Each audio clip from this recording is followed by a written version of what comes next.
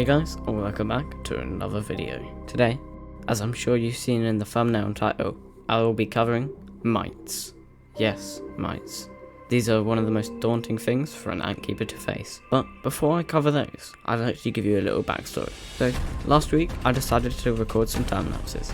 I was going to compile all of my colonies eating into one video and then upload it. But when I looked back at the footage, I noticed something that shocked me to the core. If you look really closely, and I mean like really closely at this footage, and just keep your eye on some of the little dots, you notice that they start to move around. Now, I know that mites aren't anything new, as you can see in these thumbnails from Ants Holifer and Ants Canada that they've been killing ants for many years. Here, I got a shot of them moving in real time.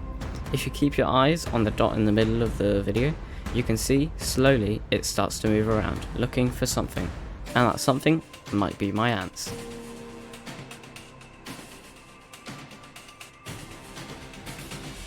So what I decided to do was clean the outward. Here you can see it's really dirty.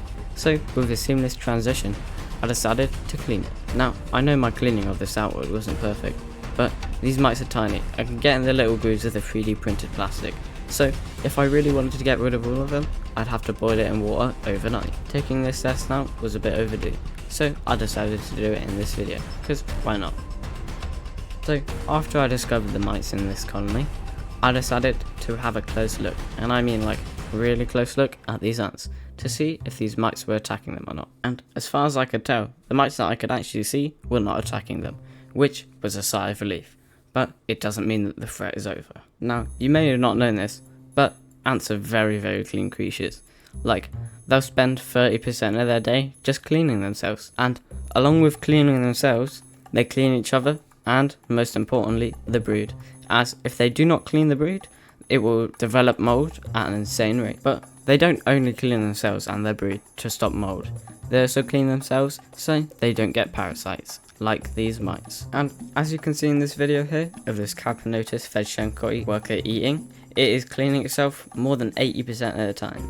This is crucial for the colony's survival. But back to the mites, I noticed that when I gave the Camponotus fedstchenkoi colony food, the mites didn't really go for it, though they're most likely not springtails or any other, cleaning type of mite. So that leaves two common possibilities. The first possibility being that they are blood-sucking mites, which will kill my colony. Or the second possibility, which is what I think it is. Taking into consideration all the different mites that have killed colonies of other YouTubers in the past, I can think of only one possibility. They have to be grain mites. Now I hear you saying, whoa, how do you get to grain mites? So let me explain. When observing the behaviours of these mites, they didn't seem at all interested in the mealworms that I gave to my colony, or in the colony members themselves. So that rules out the parasitic mites. And because of their tiny size, I mean like these are less than a millimeter, and taken into their behaviour of them really only sitting around the edges, which is where all of the dirt is. As you can see, around the 3D printed part where the outward opens up, you can see that there's lots of dirt that the ants have put there.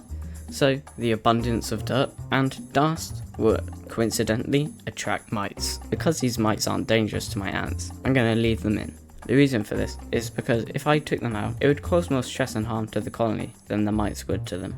Let me know down in the comments below if you've had a mite scare for your colonies in the past.